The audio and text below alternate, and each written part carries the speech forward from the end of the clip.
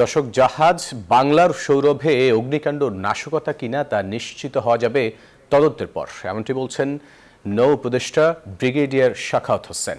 সকালে চট্টগ্রামে এই কথা বলেন তিনি। এদিকে বন্দর কেন্দ্রিক বাণিজ্যে বিরূপ প্রভাব পড়ার শঙ্কা জানাচ্ছেন ব্যবসায়ীরা। এমন অবস্থায় নিরাপত্তায় গুরুত্ব দেওয়ার তাগিদ বিশ্লেষকদের। বিস্তারিত জানাচ্ছেন শেখ জায়েদ। 30 সেপ্টেম্বর ইস্টার্ন রিফাইনারি ঘাটে শিপিং কর্পোরেশনের জাহাজ বাংলার জ্যোতিতে গ্যাস বিস্ফোরণের পর আগুন ধরে যায়। এরপরই একই ক্যাটাগরির আরেক জাহাজ বাংলার সৌরভে অগ্নিঝুঁকি ও নিরাপত্তা পরীক্ষা নিরীক্ষা করা হলেও শুক্রবার গভীর রাতে জাহাজটির ডেকে 4টি স্থানে একই সময়ে সরাসরি আগুন লাগে। এটা 4টা পয়েন্টে ফায়ার হয়।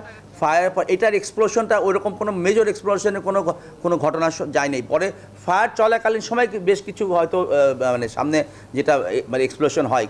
নাশকতার শঙ্কা সত্যি হলে আন্তর্জাতিক পরিমণ্ডলেও বন্দর নিয়ে বিরূপ ধারণা তৈরি হবে বলছেন বন্দর ব্যবহারকারীরা। নিরাপত্তা বিশ্লেষকরা বলছেন দেশের সার্বিক পরিস্থিতি বিবেচনায় নৌরুট ও বন্দরে দৃশ্যমান নিরাপত্তা উদ্যোগ জরুরি।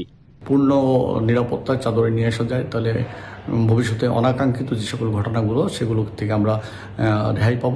কাউকে সেখানে আপনার নিরাপত্তার কারণে প্রশ্নের মুখোমুখি দাঁড় করাতে হবে, তাইলে নাশকতার কোনো উদ্দেশ্য তার মধ্যে কাজ করে।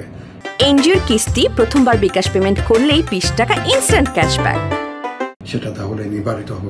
এখন থেকে নিরাপত্তা বিবেচনায় যে কোনো ছোট ঘটনাকেও আমলে নেওয়া হবে, জানান বন্দরের এই শীর্ষ নিরাপত্তা কর্মকর্তা। প্রত্যেকটা ইস্যু এখন আমি যেটা নির্দেশ দিয়েছি সেটা হচ্ছে কোনো ঘটনাকেই আমরা স্বাভাবিক ঘটনা হিসেবে ধরব না। রোববার চট্টগ্রামে বাংলাদেশ শিপিং কর্পোরেশনে মতবিনিময় করেন নৌ উপদেষ্টা ব্রিগেডিয়ার সাখাওয়াত হোসেন। জানান 10 সদস্যের তদন্ত কমিটি হয়েছে, অগ্নিকাণ্ড নাশকতা কিনা জানা যাবে তদন্তের পর। প্ল্যান দেখলাম, আমিও কথা বললাম যে আমার প্ল্যান, ওনাদের প্ল্যান এবং আমার ইচ্ছা যে যারাই আমার কাছে আসবে বিদেশি তাদেরকে বলবো যে আমাদের জাহাজ শিল্পে বিনিয়োগ করো। এর আগে শিপিং কর্পোরেশনের ঊর্ধ্বতন কর্মকর্তাদের সাথে রুদ্ধদ্বার বৈঠক করেন নৌ উপদেষ্টা। 3 দিনের সফরে বন্দর সম্পর্কিত সব স্থাপনা পরিদর্শন ও সব স্টেক হোল্ডারদের সাথে মত বিনিময় করবেন তিনি। শেখ জায়েদ, নিউজ 24, চট্টগ্রাম।